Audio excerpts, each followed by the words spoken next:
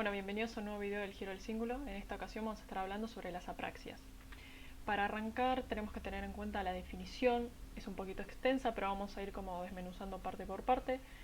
Bien, la definición es que las apraxias son una dificultad o imposibilidad de realizar correctamente movimientos proposicionales aprendidos, las praxias, como consecuencia de una lesión cerebral y en ausencia de trastornos elementales sensoriales motores, alteraciones perceptivas o comprensión del lenguaje. Nosotros nos centramos en el nombre, apraxia. El prefijo a implica que justamente hay una falta de. Entonces, en ese caso estamos hablando de una dificultad o imposibilidad de hacer algo, de realizar algo, que en este caso son movimientos proposicionales aprendidos. Las praxias son estos movimientos proposicionales aprendidos. Son complejos, son secuenciales. Por ejemplo, sentarse en una silla y levantarse no es una praxia porque es un movimiento simple. Pero si yo, por ejemplo, tengo que agarrar un clavo y lo tengo que martillar, valga la redundancia, con el martillo, primero va a ir justamente el clavo y después va a ir el martillo. Yo no puedo golpear con el martillo y después poner el clavo. Hay una secuencia y una serie, podría decirse, determinada y específica. Claramente estas apraxias se van a presentar como consecuencia de una lesión cerebral, pero siempre en ausencia de trastornos sensoriales motores, alteraciones perceptivas o comprensión del lenguaje. Y esto lo vamos a ver bien cuando veamos el modelo cognitivo. Bien, y en este caso, cuando nos centramos en la evaluación de las apraxias, hay que considerar la noción de gestos. Los gestos son movimientos convencionalizados, comunicativos, que generalmente están en una situación en donde se puede dar el lenguaje. Y acá tenemos tres tipos de gestos: los transitivos con objetos, los transitivos sin objetos y los intransitivos.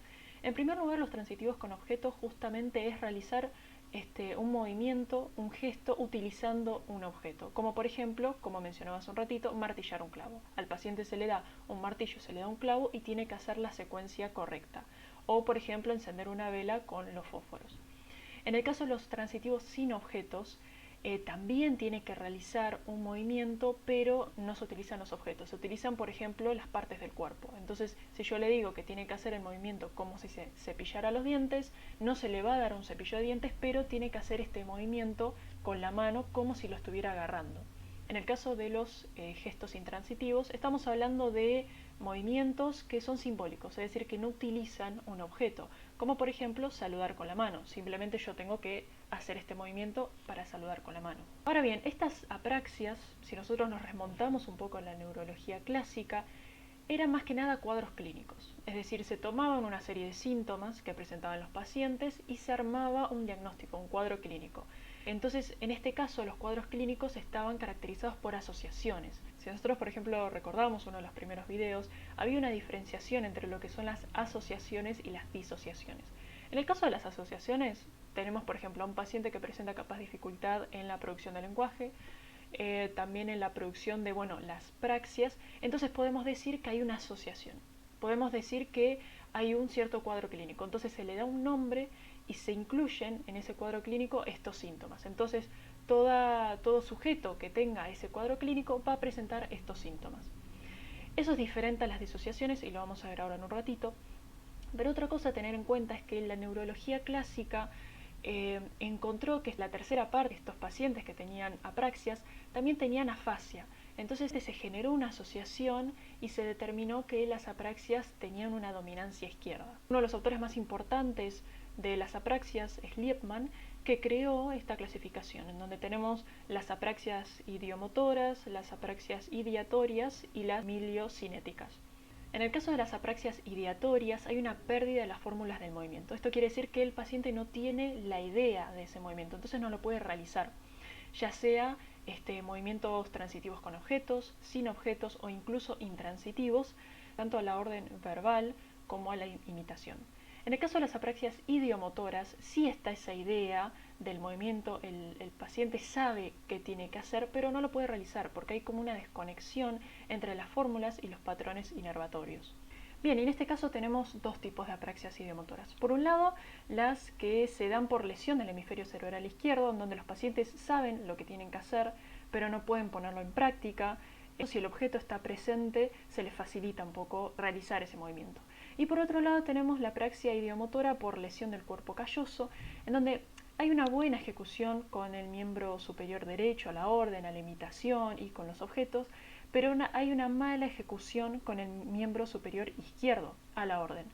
Usa bien los objetos igualmente y en general tienen buena imitación. Claramente porque al ser una lesión del cuerpo calloso hay un déficit en la transferencia interhemisférica. Porque si nosotros recordamos, en uno de los videos estábamos viendo las fibras, esta sustancia blanca, y hay un tipo de fibra que es la comisural que permite enviar información de un hemisferio a otro. Y este es justamente, por ejemplo, el cuerpo calloso. Y por último, con respecto a la apraxia mielocinética, hay una pérdida de los patrones inervatorios que lleva a que la rapidez, la destreza y la delicadeza del movimiento estén afectados. Cabe destacar que esta apraxia es unilateral y es contralateral a la lesión que asienta en la región premotora, y hay dificultades en realizar movimientos seriados, movimientos secuenciados, y tanto también para realizar los movimientos aislados, sin poder coordinarlos justamente en una serie. Entonces, en este caso, guiándonos por la clasificación de Liebman, podemos determinar que hay un sistema para la planificación motora que está compuesta por 3 elementos: las fórmulas del movimiento, la habilidad de realizar las inervaciones necesarias para aquel movimiento y las memorias cinéticas de los movimientos. Ahora bien, si nosotros nos vamos ya para el modelo cognitivo, vamos a tener un par de nuevos conceptos a tener en cuenta. En este caso, en primer lugar, vamos a estar hablando de lexicones separados. ¿A qué nos referimos con lexicón? Estamos hablando de lexicones de acciones o praxicón, que tiene que ver con la memoria de los movimientos, digamos, es decir, si el paciente tiene las fórmulas de ese movimiento, si lo reconoce ese movimiento o no. También vamos a tener modalidades de entrada específicas, como por ejemplo la entrada visual, en donde se le presenta al sujeto un objeto, entonces claramente lo puede ver, esa información está entrando por el sistema visual. Después tenemos la entrada visual gestual, en donde no hay un objeto, sino que hay un gesto, entonces se está tratando de otro sistema.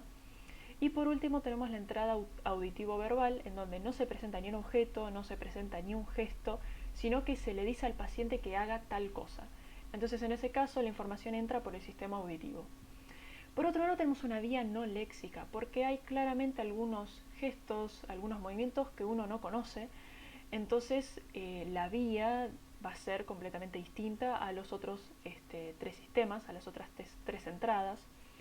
Y por último tenemos distintos subsistemas. En este caso, por ejemplo, el paciente puede presentar alteración en la producción de un cierto gesto, un cierto movimiento, en la imitación de ese gesto o movimiento, o incluso en la recepción, es decir, no está entendiendo, claramente no está pudiendo recibir aquella información. Lo que más que nada, además de todos estos conceptos, lo que quería recalcar que diferencia la neurología clásica de cómo pensaba las apraxias es el tema de las disociaciones. Nosotros estábamos viendo hace un ratito que la neurología clásica se centraba en las asociaciones, es decir, agarraba una serie de síntomas y formaba un diagnóstico, un cuadro clínico. Entonces, por ejemplo, tal paciente presenta el síntoma ABCD, bueno, es una apraxia. Pero en este caso se van a centrar en las disociaciones, no solo en las alteraciones que presenta el paciente, sino también en las no alteraciones. Entonces, claramente hay una disociación ahí. Por ejemplo, si tenemos a un paciente práxico que presenta, bueno, justamente dificultad en las praxias, pero no en el lenguaje, en la memoria, estamos justamente frente a disociaciones, es decir, frente a procesos, tareas distintas. Antes de adentrarnos con las evaluaciones, primero tenemos que tener en cuenta el modelo que creó González Rotti. En este caso tenemos 3 entradas. Tenemos la entrada auditiva verbal, en donde se le va a decir al examinador que realice una cierta tarea, como por ejemplo cepíllese los dientes. En el caso de la entrada visual táctil de objetos, se le provee del objeto para que lo pueda ver, para que lo pueda tocar, como por ejemplo en este caso se le da el cepillo de dientes. Y en la entrada visual gestual, el examinador realiza el gesto. Esta solamente es una entrada visual del gesto que realiza el examinador. El examinado, el paciente, lo tiene que imitar. En este caso sería imitar el gesto de cepillarse los dientes. Con respecto al análisis visual, esto más que nada hace referencia a los aspectos más biológicos o neurales del sistema visual. Después acá tenemos, si nos centramos en la entrada visual gestual, un praxicón de entrada y un praxicón de salida, que también se los puede entender como lexicones. El praxicón de entrada hace referencia a la fórmula de movimiento que uno tiene que le permite poder reconocer ese gesto o no. Y el praxicón de salida son estas fórmulas de movimiento que le permite poder producir ese movimiento. El paciente puede reconocer el gesto, puede saber de qué gesto se trata, pero si tiene, por ejemplo, un un déficit en el praxicón de salida, no lo va a poder producir. Después tenemos los patrones inervatorios y el sistema motor que, bueno, hacen referencia, al igual que el análisis visual, más que nada a aspectos neurales y biológicos. Después acá tenemos una vía no lexical, que es importante entender que parte del análisis visual hasta los patrones inervatorios, pero no pasa por los praxicones. ¿Por qué? Porque es una vía no lexical, es decir, el sujeto no tiene la fórmula de movimiento del gesto. Entonces esta vía le va a permitir poder producir, poder imitar gestos que no conoce. Por ejemplo, si a uno se le hace un gesto como este y le dice que lo imite, claramente lo va a poder hacer porque tiene la vía no lexical, pero si se le pregunta, bueno, ¿de qué gesto se trata? No tiene significado, porque no existe, es irreal. Por acá, si nos centramos en la entrada visual táctil de objetos, tenemos el sistema de reconocimiento de objetos que literalmente permite poder reconocer de qué objeto se trata. Por ejemplo, si al sujeto se le pone enfrente una botella, va a poder reconocer que es una botella. Y después tenemos el sistema semántico, que está dividido en el léxico y en la acción, en la cual no solamente se puede arribar desde la entrada visual gestual, como podemos ver acá, del léxico de entrada, no solamente de la entrada visual táctil de objetos, desde el sistema de reconocimiento de objetos, sino de la entrada auditiva verbal. El sistema semántico y léxico, por un lado, va a poder permitir, qué objeto es y claramente poder denominarlo. En cambio, el sistema semántico de acción, poder dar cuenta de su función, de la relación, de la asociación entre objeto y herramienta, es decir, para qué sirve ese objeto. Y bueno, como podemos ver, luego desde este sistema semántico se arriba hasta el praxicón de salida y después es el mismo recorrido que la entrada visual gestual. Y desde el sistema de reconocimiento de objetos, desde la entrada visual táctil de objetos, también se puede arribar al praxicón de salida y bueno, también al sistema semántico y luego al praxicón de salida para terminar de realizar el recorrido. En este caso nos vamos a centrar un poco en la evaluación de las apraxias. En primer lugar tenemos el test de Boston, que no dispone de datos normativos, debe ser valorado por el punto de vista del examinador y el objetivo es realizar movimientos siguiendo las órdenes verbales del examinador. Y tenemos 5 pruebas. 4 son pruebas de apraxias de los miembros y una va a ser la prueba de la apraxia bucofacial. Entonces, en el caso de las pruebas de apraxia de los miembros, tenemos en primer lugar una tarea de extremidad pasiva. El sujeto tiene que agitar la mano diciendo adiós, por ejemplo, tiene que hacer esto, que difiere, por ejemplo, de la tarea de extremidad activa, en donde el sujeto se le dice que se cepille los dientes. Entonces tiene que realizar el movimiento de que se está cepillando los dientes. Por otro lado, cuando hablamos de una tarea con todo el cuerpo, es literalmente con todo el cuerpo. Entonces, por ejemplo, se le dice o se le pregunta cómo hace un boxeador. Entonces el sujeto tiene que usar no solo los brazos y las manos, sino todo el torso, haciendo el movimiento que hace el boxeador. Las acciones en serie, solamente con objetos reales, se le da un objeto, por ejemplo se le dice toma un cigarrillo y enciéndalo, entonces el sujeto tiene que hacer el movimiento seriado, tiene que, por ejemplo, primero llevarse el cigarrillo a la boca y después encender el cigarrillo. Y por último, con respecto a los bucofaciales, se le dice que tosa, que vuela, entre otros. En el caso del que el sujeto falle a la orden verbal, el examinador va a realizar el movimiento para que el paciente lo pueda imitar y si incluso falla tanto en la producción a la orden verbal como a la imitación, se le va a tratar de dar el objeto para que lo pueda realizar. Porque generalmente los pacientes apráxicos con el objeto en la mano tienden a realizar el movimiento más fácilmente que si no lo tienen, si tienen que imitar o si tienen que incluso responder y realizar el movimiento a la orden verbal. Vamos a ver la batería florida, que tiene 30 ítems de gestos a la orden verbal, 20 son pantomimas, es decir, son gestos transitivos sin objetos, y 10 son intransitivas. El objetivo es realizar el gesto con la mano dominante, con excepción de que un déficit motor no lo permita. Tenemos una serie de partes dentro de este test. En primer lugar tenemos medidas de recepción de los gestos. Entonces, en este caso lo que se está tratando de evaluar es el lexicón de entrada de acciones, es decir, si el sujeto puede reconocer ese gesto, lo puede recibir, la semántica de acción y la conexión entre ellos. Una de las pruebas correspondientes a este grupo es nombrando gestos, en donde el examinador ejecuta un gesto y se le pide al examinado que diga de qué gesto se trata. Entonces justamente el examinador va a realizar un gesto y el paciente tiene que tratar de comprenderlo, de recibir esa información y determinar de qué gesto se está tratando. La respuesta será correcta si el participante nombra la acción o la herramienta. Y por otro lado está lo que se denomina como la decisión gestual, en donde el examinador ejecuta un gesto que podría ser real o no, y el paciente tiene que determinar si aquella ejecución es acertada o no en relación con un gesto real, ¿no?, de nombre familiar. La respuesta será correcta en el caso del examinado. El paciente pueda determinar que justamente el gesto que está realizando el examinador es un gesto real y desechar los gestos irreales. Será incorrecta cuando suceda todo lo contrario, cuando diga que un gesto irreal es justamente real, que existe, y que un gesto real es irreal, es decir, lo desecha completamente. Y por último, en esta parte de las medidas de recepción de gestos, tenemos el reconocimiento de gestos, en donde el examinador ejecuta una serie de 3 gestos, uno de los cuales es el gesto blanco, es decir, el gesto objetivo, y el paciente deberá reconocer cuál es el correcto para usar una determinada herramienta u objeto. Claramente la respuesta será correcta si el sujeto elige acertadamente el gesto blanco. Por otro lado, tenemos las medidas de producción de gestos, en donde el paciente no tiene que tratar de recibir esa información, sino que la tiene que producir, es decir, tiene que poder él realizar el movimiento. Esto incluye tanto la semántica de acciones como el lexicón de salida, de acción, que es diferente al lexicón de entrada, porque el lexicón de entrada es tratar de comprender ese gesto. El lexicón de salida es decir, bueno, producirlo a partir de las fórmulas de movimiento que uno tiene. Las pruebas correspondientes son gestos ante la orden. Se le solicita al paciente que ejecute una serie de gestos familiares a la orden verbal. La puntuación corresponderá ya sea que se realizó correctamente ese gesto que se le pidió al paciente que realice o incorrecta. Por otro lado, tenemos los gestos ante la visión de herramientas, en donde se le muestra al examinado una herramienta y se le solicita que realice la pantomima de su uso. El paciente no podrá ni tocar ni sostener la herramienta, solamente la puede visualizar. La respuesta será correcta o incorrecta dependiendo de si el paciente pudo realizar correctamente o no la pantomima. Y por último, los gestos ante el tacto de la herramienta. El paciente sí ya deberá cerrar sus ojos y se le pondrá el objeto sobre la mano para que lo pueda palpar, para que lo pueda explorar vía táctil. Y luego el examinador retirará la herramienta y le solicitará al paciente que ejecute la pantomima de su uso. Nuevamente, dependiendo de si el paciente realizó correctamente o incorrectamente la pantomima, el resultado será correcto o incorrecto. Bien, por otro lado, estas son las últimas 3 partes de la batería florida.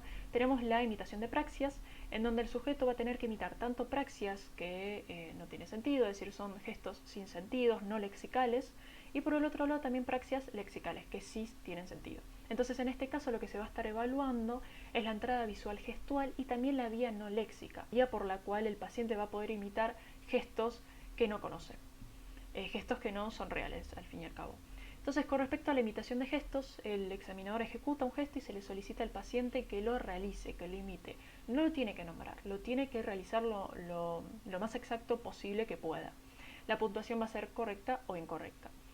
En el caso de la imitación de praxias no lexicales, de praxias sin sentidos, nuevamente se le pide al paciente que imite lo que el examinador está realizando lo más exacto posible y se le advierte que se trata de un gesto no real.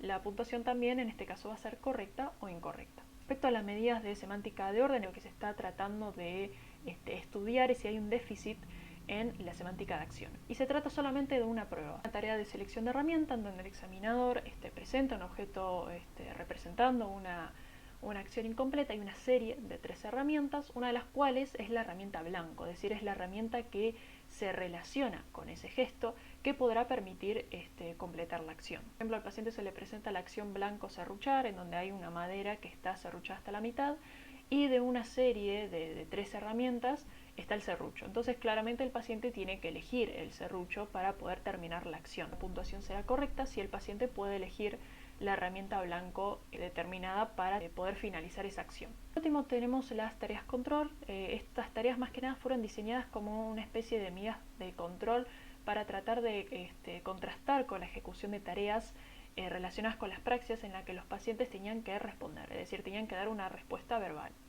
Entonces, en este caso vamos a estar hablando por un lado de nombrar herramientas, es decir, el participante deberá nombrar la herramienta que el examinador le muestre. Las tareas se pueden considerar tanto correctas como incorrectas, según corresponda. Y por último tenemos la repetición del nombre del gesto, en donde el examinador dirá una palabra y le pedirá al paciente que la imite, digamos, ¿no?, que la repita. Y la puntuación será correcta o incorrecta dependiendo de si se aproximó a la palabra blanco o no. Bien, y por último vamos a ver la batería para la evaluación cognitiva de las apraxias, que se creó en base al modelo de González-Rotti, el que estábamos viendo hace un ratito, ese esquema. tenemos una serie de partes dentro de esta evaluación. En este caso vamos a arrancar con la realización de gestos con ingreso auditivo o verbal de la información. Se le pide al sujeto que realice ciertos gestos a la orden verbal, es decir, se le va a decir haga los gestos que le voy a indicar, como por ejemplo el gesto de pedir un café, gesto de chasquear los dedos, gesto de hacer dedo, gesto del dinero, por ejemplo, que es este. Lo que se está evaluando en este caso es el acceso desde la entrada lingüística, digamos, ¿no? De la entrada auditivo-verbal hacia la semántica de acciones y por ende luego hacia el lexicón de acciones. Esto difiere, por ejemplo, con la realización de gestos con ingreso visual de objetos, en donde al sujeto se le indica que se le va a mostrar unos objetos y él los tiene que utilizar, como por ejemplo los anteojos, la botella, el cepillo de dientes, la corbata o el borrador. Lo que se está evaluando es el sistema de entrada visual y, bueno, justamente el recorrido que realiza hacia el lexicón de acciones. Que ambas tareas se tratan de producción gestual, es decir, el sujeto tiene que realizar algo, tiene que producir algo. Lo mismo sucede con la utilización de herramientas, en donde se le indica al sujeto, le voy a mostrar unos objetos, úselos. En este caso, por ejemplo, el martillo. Se trata del sistema visual táctil de objetos, en donde el sujeto va a poder explorar vía táctil el objeto y de, bueno, justamente cómo a partir de ese sistema se puede acceder a la semántica de acción y por ende al lexicón de acción y poder realizar el movimiento. Ahora bien, este también se trata de producción gestual, como mencionaba hace un ratito, pero en el caso de la discriminación gestual, no. Ahí vamos a estar hablando de una tarea que se centra más en la comprensión gestual. Entonces se le indica al paciente, le voy a hacer unos gestos, dígame con qué dibujo se relaciona más. Se está evaluando la entrada del sistema visual y el acceso al lexicón de entrada, es decir, al lexicón de esas fórmulas que están relacionadas con el movimiento para que el sujeto pueda reconocer, bueno, justamente qué movimiento se relaciona con qué objeto y que muy probablemente también tenga un acceso hacia el sistema semántico. Realiza el movimiento del destornillador y el sujeto tiene que determinar de qué objeto se trata, justamente el del destornillador que está al final a la derecha de la imagen. Respecto a los demás objetos que están en la imagen, por ejemplo, podemos ver la vela que no está relacionada semánticamente con los objetos, es decir, no se trata de una herramienta. El serrucho y el candado sí, es decir, está relacionado semánticamente. Y en el caso, por ejemplo, del sacacorchos, es un gesto similar. Si uno, por ejemplo, se centra en cómo se saca un corcho, se gira la mano, pero el movimiento, el gesto termina siendo distinto. Entonces eso puede llevar a la confusión. El blanco actual era el destornillador. Respecto a la comprensión gestual, también vamos a tener a la tarea de decisión gestual, en la cual el sujeto tiene que determinar qué gestos que realiza el examinador los conoce o no, es decir, qué gestos son inventados y qué gestos son reales. En este caso lo que se evalúa es el sistema de entrada visual gestual y el acceso hacia el lexicón de entrada de acciones. Por ejemplo, si al sujeto se le realiza este gesto, como podemos ver en la imagen, se puede determinar que es un gesto que indica, bueno, que haga silencio, ¿no? Pero por ejemplo, si se le realiza este gesto así, claramente uno no puede determinar, bueno, ¿qué es esto? Esto es un gesto inventado, no tiene un significado real. Dejando de lado la comprensión gestual, nos vamos a adentrar en la imitación y tenemos acá la imitación de gestos familiares. Es decir, el paciente se le indica, haga lo mismo que yo. Al sujeto se le hace este gesto, o se le hace este, o se le hace este, y el paciente los tiene que imitar, los tiene que realizar, como el examinador los hace. Y por el otro lado, la imitación de gestos no familiares, también el paciente tiene que realizar los gestos que hace el examinador, solo que en este caso se tratan de gestos que el paciente no conoce, como por ejemplo el puño así cerrado, o la mano como yo lo estaba mostrando antes, o la mano así, es decir, son gestos que no tienen un significado. Viendo un ratito a la imitación de gestos familiares, en esto lo que se está evaluando es la entrada al sistema visual gestual, el acceso al lexicón de entrada de acciones y también al lexicón de salida de acciones, porque al fin y al cabo el paciente tiene que imitarlo, lo tiene que producir. Ya lo que sucede con la imitación de gestos no familiares es que se trata de la vía no léxica, entonces no va a haber un acceso al lexicón de entrada ni siquiera al lexicón de salida, simplemente el sistema va a hacer la entrada visual gestual, se va a acceder al análisis visual del gesto, pero directamente se va a ir al patrón inervatorio, es decir, directamente se va a realizar el movimiento, porque al no tener un lexicón de entrada, no tener un lexicón de salida, porque los gestos no son familiares, es decir, el sujeto no tiene las fórmulas de ese movimiento porque no los conoce, no se va a pasar por esas dos partes del sistema. Ahora bien, con respecto al apareamiento objeto-herramienta, se le indica al paciente, le voy a mostrar unos dibujos, indique qué herramienta se utiliza con cada objeto. Por ejemplo, en la imagen se le muestra al paciente un martillo, un clavo, un hilo, un tornillo, un cigarrillo, y se le solicita justamente que elija qué objeto va con cuál herramienta. Por ejemplo, el martillo con el clavo. Cabe destacar ya que este apareamiento objeto-herramienta tiene que ver con la semántica de acciones, es decir, con el sistema semántico. Lo mismo sucede con estas últimas dos tareas, la denominación por función y la evaluación del conocimiento de una función por identificación del objeto específico. Con respecto a la primera, se le dice al sujeto qué se usa para cortar la comida, cortar un papel, barrer, cubrirse la lluvia, abrir una cerradura, entre otras. Por ejemplo, en la primera, cortar la comida, bueno, se utiliza un cuchillo. Para cortar un papel no se utiliza el cuchillo, se utiliza la tijera. Para barrer, la escoba. Y bueno, justamente evalúa la semántica de acciones.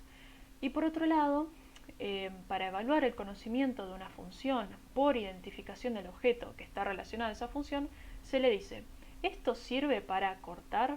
Por ejemplo, el cuchillo. ¿Sirve el cuchillo para cortar? Sí. ¿Sirve la tijera para barrer? Claramente no.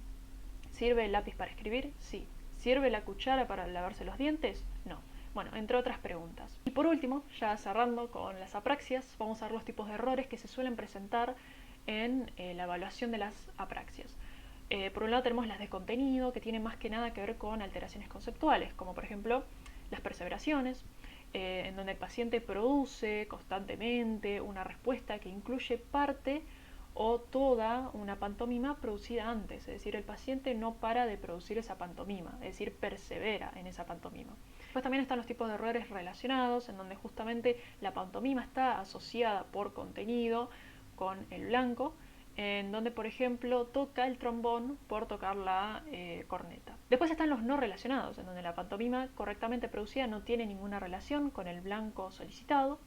Y después también los que se denominan como mano, en donde el paciente realiza la acción sin el beneficio de una herramienta real o imaginaria.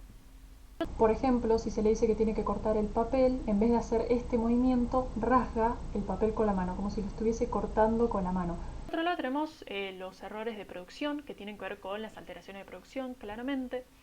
Estos se dividen tanto en temporales como en espaciales. Con respecto a los temporales tenemos de secuencia, en donde claramente se da una perturbación en la secuencia, ya sea que se agregan movimientos que no van en esa secuencia, se omiten movimientos que sí van en esa secuencia o se generan transposiciones de algunos de los elementos de esa secuencia. Tenemos el timing de ese movimiento, en donde los errores reflejan algún déficit o alteración en la velocidad, digamos, de la pantomima que debe realizar, ya sea que se aumente, se disminuya o haya como una tasa de producción irregular. Con respecto a la ocurrencia, hace relación a la cantidad de repeticiones, digamos, a los ciclos de repeticiones. Hay algunas pantomimas que, por ejemplo, son más de ciclos simples, como por ejemplo abrir una puerta con una llave, capaz uno le da 2 vueltas como mucho a una llave para poder abrir la puerta, pero hay algunos que son más repetitivos, como por ejemplo atornillar un tornillo con un destornillador, valga la redundancia, en donde claramente el ciclo es un poco más largo, son más movimientos. Bueno, estos errores claramente reflejan alguna multiplicación de ciclos simples o reducción de un ciclo repetitivo a simple, ¿no? Bueno, por otro lado tenemos los espaciales, como por ejemplo la amplitud, hay una cierta amplificación o reducción de la pantomima a realizar, una cierta irregularidad de la pantomima.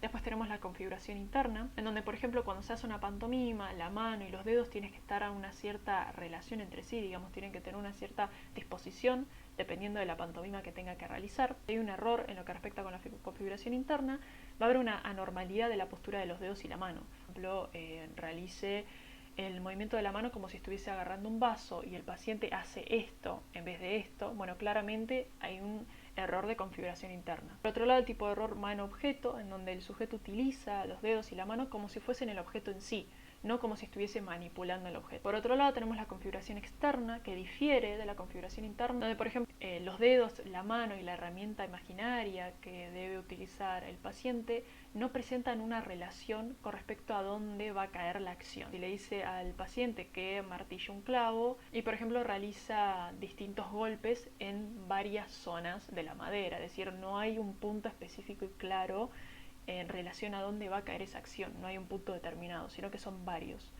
Bien, y por último, con respecto a los errores de producción, más que nada con los espaciales, tenemos la noción de movimiento.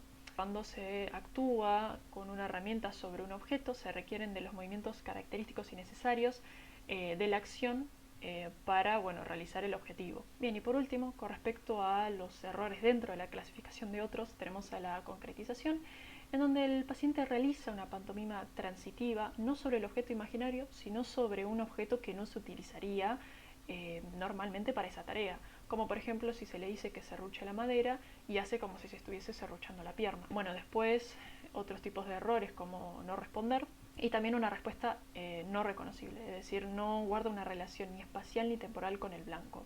Bueno, y esto fue todo por este video. Acá les dejo la bibliografía y nos vemos en el próximo video del giro al cíngulo.